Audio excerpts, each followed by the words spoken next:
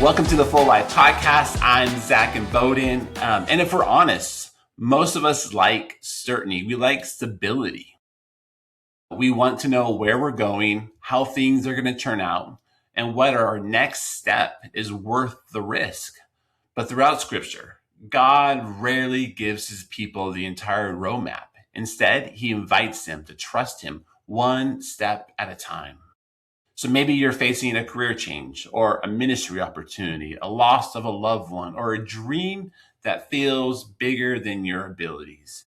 You sense God leading you, but saying yes means stepping into something you've never walked before.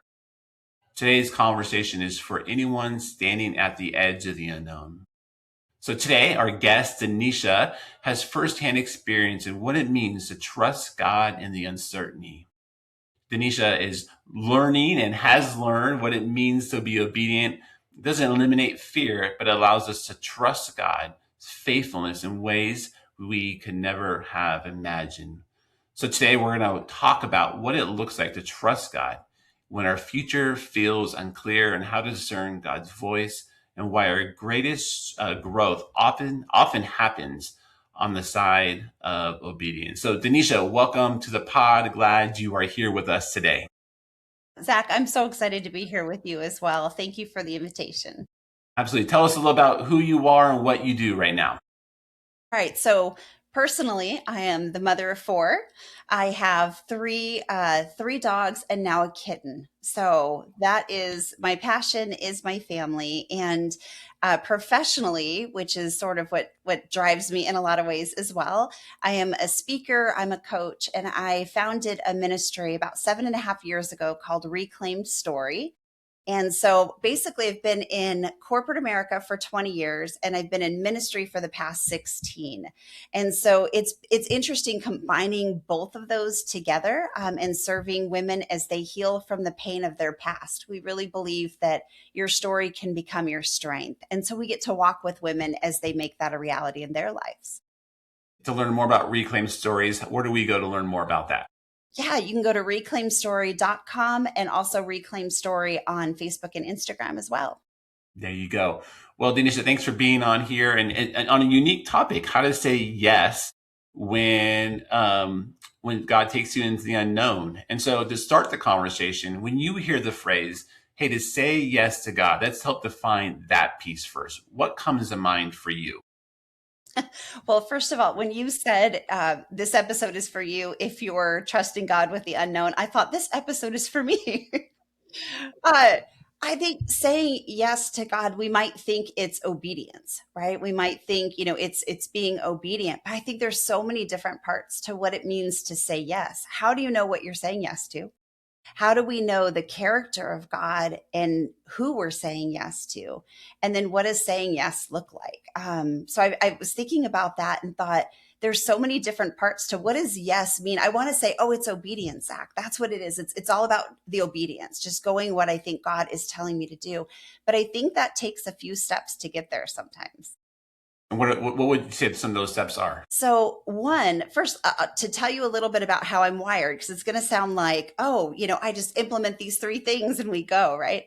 But the way that I'm wired is I would love it if God could give me a 5-year plan Perfect. on an Excel sheet in a 3-ring binder with color coded tabs. Okay. That would be wonderful.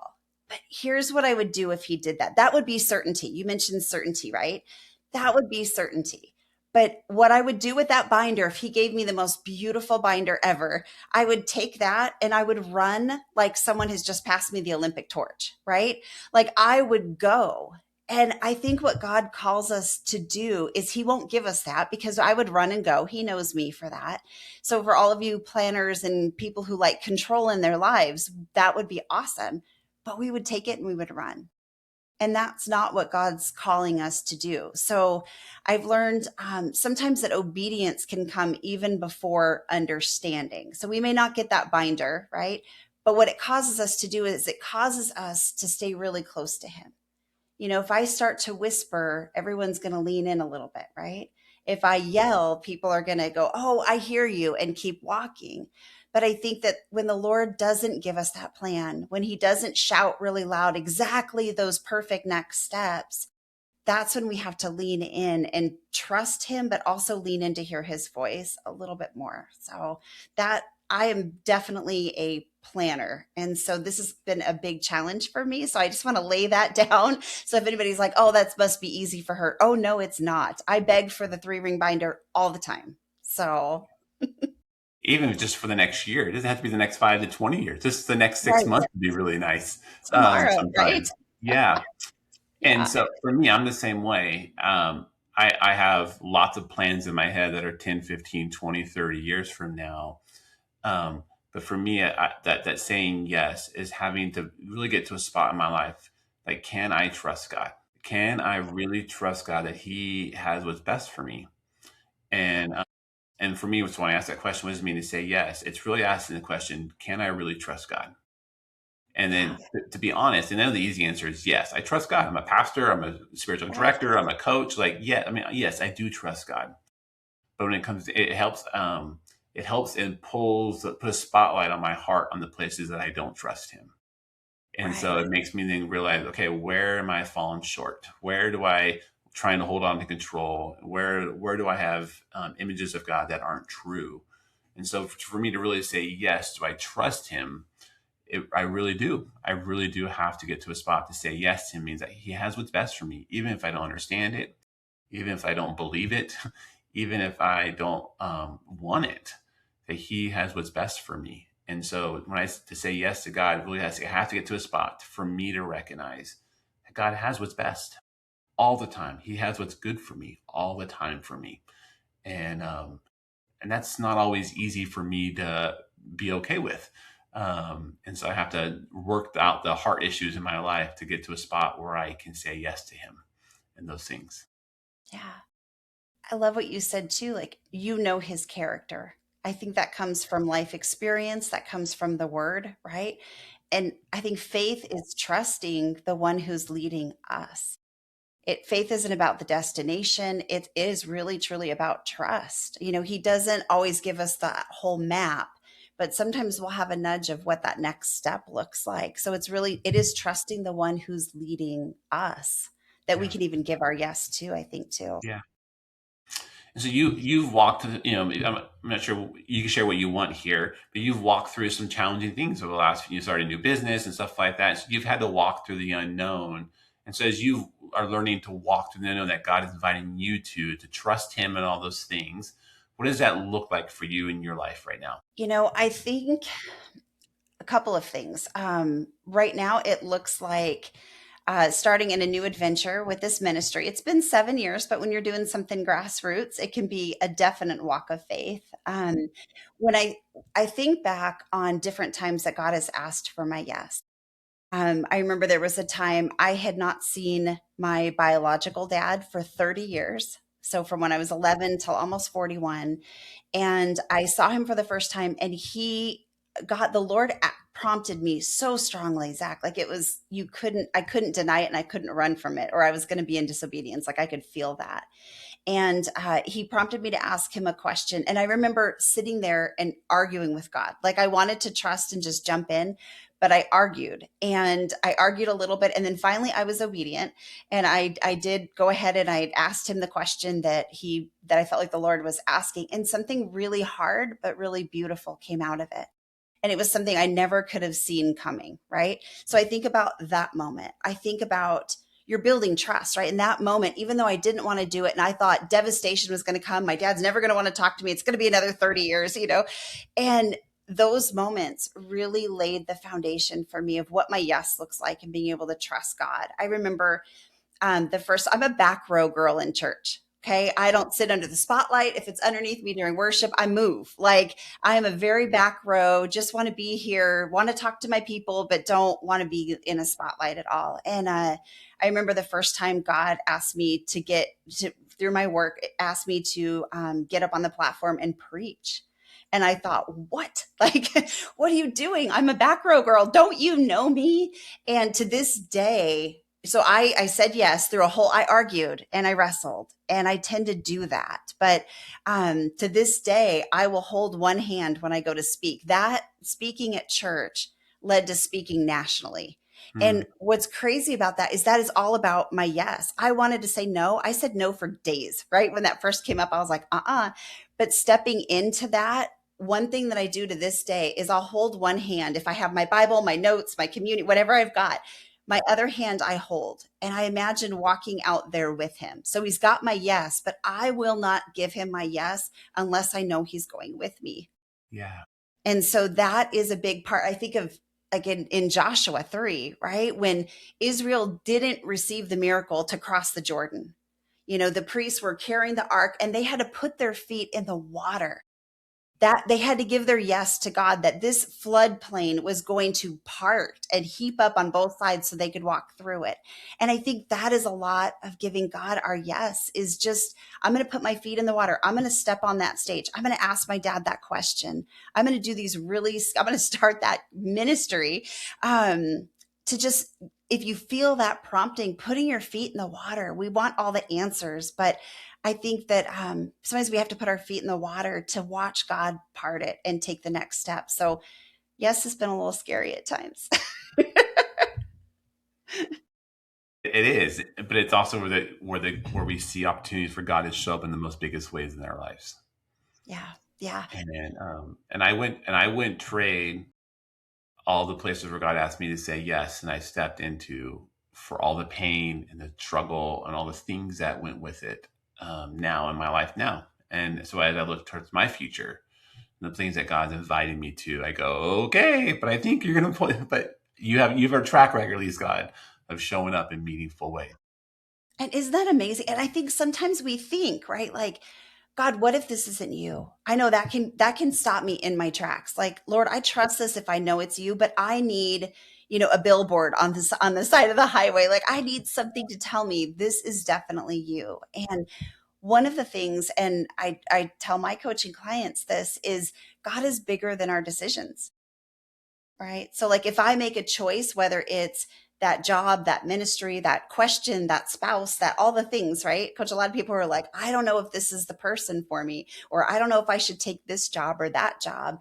Like, you do the best that we can and know that God is big enough to move us. If we take one job and he really, his best was something else, then I think he's also big enough to move us. I don't always think that it's one way, or, he's just going to walk away from you. That he's with us in our decisions, and he's big enough to move us when we need to be moved. Yeah. So what I hear us saying here is, if you're in seasons of the unknown and you're not sure where to go or where God's leading, or he's inviting you to something you might not know what it is, man, the first spot is to trust God. Like, your life is always better when we trust him. So whatever it is, where it's the reality of life hitting you, or the invitation God might have for you in the future, or whatever the seasons of the unknown looks like for you, like the first place really is to start and trust God.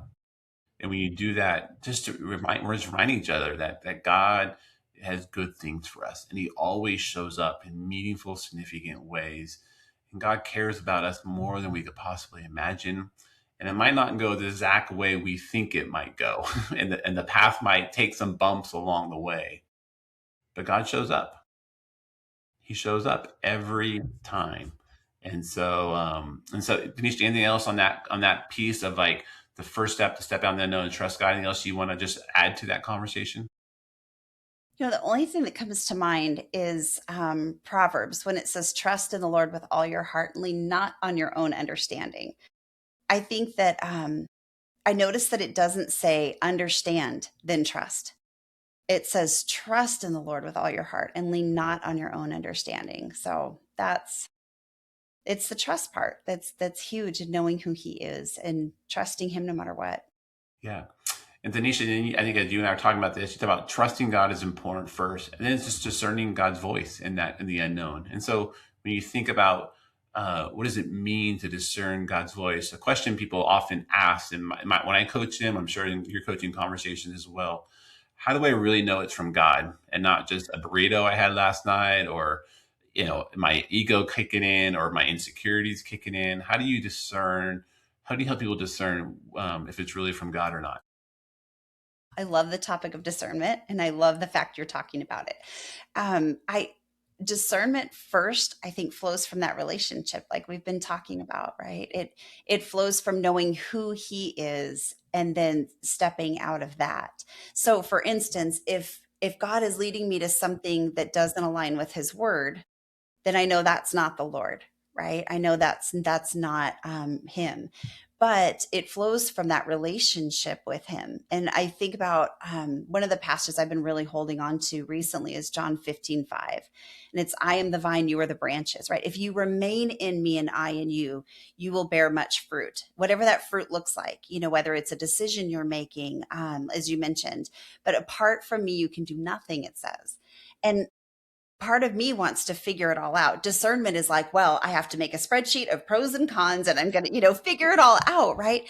But as simple as it sounds, and I do have my spreadsheets, don't get me wrong, because I'll go to God with pros and cons and be like, okay, this is really scary and all the things. But I love that verse because it doesn't say figure it all out. It says remain in me.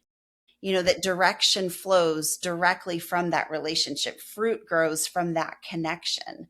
And so I think that discernment really comes from the relationship. What would you say to how would you describe discernment? Yeah, I would say a couple of things. One, God is not in fear. Mm, God is not amen. in fear. And so when we pass from this world to go to heaven and spend eternity, there will never be fear ever again. You will never experience fear ever again.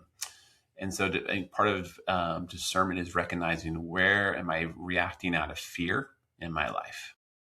And if you're reacting out of fear, that is God is not in that.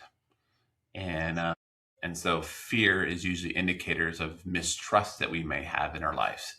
And so fear is a good indicator of things we need to be aware and bring other people in and talk about and understand, is it my own insecurities, whatever it might be. And that's a great place to do some processing with other people, coaching, friends, pastor, other ways you can do that. And so if there's fear, that should be indicators that there's something in us that we need to process. And so that's helpful. And the other way I think about it too in discernment is to really get to a spot where you could pray, God, whatever you want. Now, I pray, God, here's what I want you to do. And if you want to do something else, let it be a variation of what I want. um, it's easy to pray that, and it's easy to pray for those things, but to really just get to a spot to go, God, whatever you want. And I really do mean whatever. If I could get to my heart to a spot, say, God, I'm willing to do this or I'm willing to do that. This to happen or for that to happen. If you want to bring this or take that away, I'm good. But to really be at a place in your relationship with God with such incredible peace that it really God can do whatever He wants. And so that's really hard for me in decisions that I'm making or life choices or stuff like that. I have a strong preference to what I want, and that's okay. It's okay to have a preference, but to really even die to yourself to a spot where you can relinquish that to what God would want to do.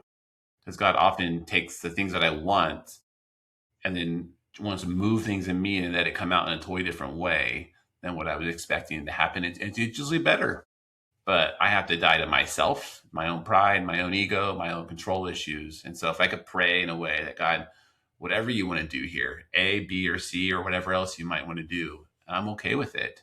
That's a really helpful place for discernment. That's so good. One of the prayers that I've been praying along that same line, because I like control, I want to hold tightly to the end game, if you will, Yeah. is Jesus, what are you inviting me into? And sometimes that fear is wrapped up in my own personal growth. Sometimes that thing I'm arguing with him about or trying to make a decision about, sometimes it's not even about the decision, which is why his ways are so much bigger than our ways, right? It's not always about that thing, as you just mentioned. Sometimes it's about my ego, sometimes it's about my pride, sometimes it's about my growth. And so I've been trying to, instead of God, I want this, right? Which I do that as well. Don't get me wrong. But like I've been trying to add, Lord, if you give me this, or if you don't give me this, or if you say, wait, what are you inviting me into? And that's been a really beautiful relationship building thing for me, is because sometimes I don't like the answer, but I'm like, okay with that. But it takes my focus off of, am I supposed to do this? Yes or no? and it leads me more into that relationship of, Lord, what are you inviting me into? If this is a yes, if this is a no, what are you inviting me into? And man, it gets back to trust a lot of times. It does, absolutely. And so discernment really isn't just waiting until every question is answered. It's just like you're right. It's learning to trust the one who's leading us. And so if we can have discernment and just walking through the journey that God has for us, He will lead, He will guide every time. He will do that. And so Mhm. we want to trust God. We talked about we want to discern God's voice in our lives. And the last thing I think you shared as we talk about how do you step into the unknown is going on the adventure. Yes. Like you just Yeah. have to go, and there's a stepping out in faith that you've talked about. And so, what does it look like to have to step into the adventure? Yeah. First of all, following Jesus, right, has never been something boring. It's been terrifying at sometimes. It stretches, but it's always worth it. As much as I like control, I think I would rather live an unpredictable life with him and being on that adventure. Like, we can't see the whole picture, and we can't see how he's going to connect everything together for our good, for the kingdom's good. But what we can do is take that next step, and I think having an adventurous spirit of just going, okay, Lord, not it's black and white and there's right or wrong, but, and I'm not talking about morally, I'm speaking of like decision, or decision making, or that yes, right? But it's saying, like, whether it's yes or it's no, God, you're going to take me somewhere on this, and I'm going to learn. And if I fall flat, like we were talking about, sometimes we're close to the edge, and I'm like, okay, I'm going to step into the water, and I might fall off a cliff and then end up in the water. The water might part. Like, I just have to be on that adventure and trust, that whatever God is calling me into, to stay curious about that adventure, curiosity over certainty, and just being willing to take that adventure with him. We see so many adventures in the word, right? Of just God doing incredible things. So I think that adventure is good. And I don't know about you, but I love the adventure, right? I love not knowing what God's going to do next. But in that, I also have questions, and I have wrestling with him. So sometimes I wrestle, sometimes I argue, sometimes I tell him why his idea sounds terrible. And that's part of my adventure, right? We're working a relationship just like you would a spouse, a friend. Like, you're going to say, I don't know, that sounds like a terrible idea. This is why I don't think we should do that. And that person might come back and say, yeah, but let's try it, or let's do this. Eventually, I think my heart's desire is to become so convinced of God's goodness that Yeah. even when I wrestle, even when I'm unsure of that unknown, that adventure sounds terrifying, but my heart keeps coming back to a yes. And so I think that's all part of the adventure. What does adventure mean to you? Let me ask you this question. Yeah. So 7 years ago, you can share briefly if you're willing. 7 years ago, you felt a sense of God calling you to start Reclaim Stories, and that was an adventure. I'm just imagining for you. Could you share with us just briefly about that? Hey, I felt that God invited me to this. I did some discernment. I trust God, and then to step into that. How was that process for you? There were two major parts to that process. One was when God began reclaiming my story, and I had to trust. For 40 years of my life, I'd shoved things under the rug of my life. And then about 40, I started walking and tripping over it constantly. That looked like patterns or rhythms in my life that I wanted to change. And one day God began to peek under the rug. And he's like, hey, here's the answers. I'm like, no, no, no, we don't peek under that rug. That's not something we do. And so I had to trust, I had to discern, and I had to be ready for the adventure. And it was so worth stepping into those moments of healing with him. So that was my first part. The second part was 2 years later, when he said, now start a ministry to help other women walk through. And that was scary, right? Because I'm one of those people that want to have it all figured out before I step in. I want to see that water part before I put my feet in. And so that was a big leap of just, yes, I'll do this. And I remember one prayer time just saying, like, God, I don't have all this figured out. And just in my heart, I felt like he was saying, but you're not the healer. I am. You don't have to have it figured out, and all the pressure. But see, again, that's that discerning, like, God, what are you doing in me? What are you inviting me into? I had to trust that he was going to show up when I met with ladies, when we did events, when we met with, coaching clients one-on-one. I had to be certain that he was going to show up and trust that process. So that was trusting, that was discernment. And it has been an adventure for 7.5 years. Let me tell you that. A year after he said, start the ministry, he called me to leave my job that I had had for a decade as a pastor at our church. It was security, right? It was all the security of, health insurance and all the things. And I thought I'd retire from there. And he called me to step out of that and completely go on our own with this ministry. So I guess that's a third round, right? Of trust, discernment, and adventure. And 7.5 years later, still there, still having to trust, remind myself that he is good no matter what's coming at me, and still having to just kind of walk through these three things that we're talking about. So, And would you trade it away? Would you do it over again? yeah, I would. There's a part of me, right, that stops and pauses and thinks, I don't Yeah, know, it's been real hard. Like, it has been but then hard. I wouldn't trade the adventure. I wouldn't trade how he and I have grown. As, I have fallen in the crowd to grab, the hem of his garment and just said, God, I cannot do this without you.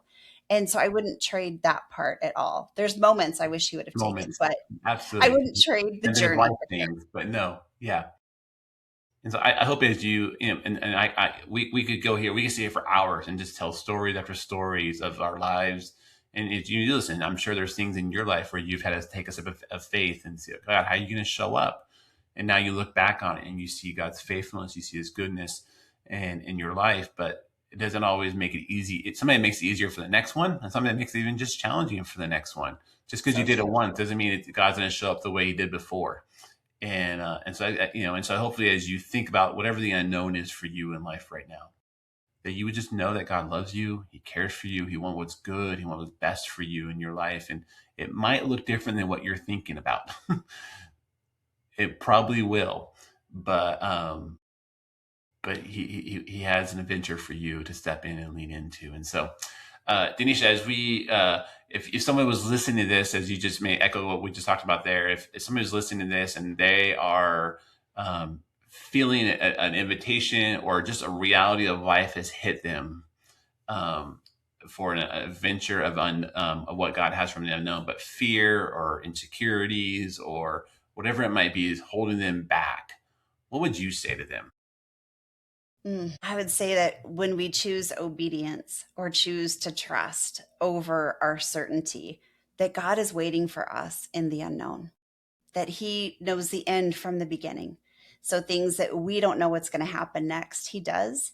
And I think that certainty isn't found in the direction we take or what's coming at us, life circumstances, but I think the certainty is found in how tightly we cling, but not to certainty, but the one that we're clinging to. So I would say keep clinging to the Lord, even in the unknown, and just keep giving him your yes, because it truly is, it's worth it. It's scary in the moment, but it is so worth it. So keep clinging to him. Yeah. Are there scriptures that have anchored you during your times of uncertainty that have been helpful for you that would be helpful to share? There is. I'm trying to think of the address right now. It's in Isaiah, but it says, whether you turn to the right or the left, that your ears will hear a voice behind you saying, this is the way, walk in it. And that has been a passage that is really, I'm like, I don't hear, but I'm going to just really choose whether I turn to the right or the left. My ears will hear a voice. This is the way, walk in it. And if I hear that wrong, he's bigger than my decision. So Isaiah 30, it's in chapter 30. I know that, but Good. Well, Denisha, thanks for coming on the pod today. If people wanted to learn more about you, coaching, speaking, all that you do, how can they learn more about you? yeah, Denisha Workizer, which neither one of those is easy, but it'll be the show notes, but DenishaWorkizer.com. And you can also find me on Facebook, Instagram, and then the ministry is Reclaimed Story. And if people are wanting about coaching, what kind of coaching do you do? Yeah. So my favorite lane in coaching is helping people take information from their past that is relevant to their present and then what to do forward. So I love purpose. I love finding things, turning pain from our life into purpose and helping people take the next step into the calling that God has for them. That's so good. Well, thank you so much for sharing part of your story with us and just being honest and just the journey you're on. And I hope one thing that stands out from this conversation is that God rarely calls us into a life of certainty. He calls us into a life of relationship with Him that really is based upon trust. And the unknown can feel intimidating, but it's often where we experience God's presence, His provision, His faithfulness in the most deepest ways. So maybe as you're listening to this, you already know the step God's inviting you to take. It might be to forgive someone. It might be to step into a new ministry, launching a new business, just walking through grief, changing careers, or just simply taking the next faithful step God has placed in front of you. And so that's why I want to leave you with this idea. God doesn't reveal the entire journey. He doesn't give you the full binder with all the markings and all that stuff. He just simply asks you to say yes. Every step of obedience becomes an opportunity to discover that God is faithful.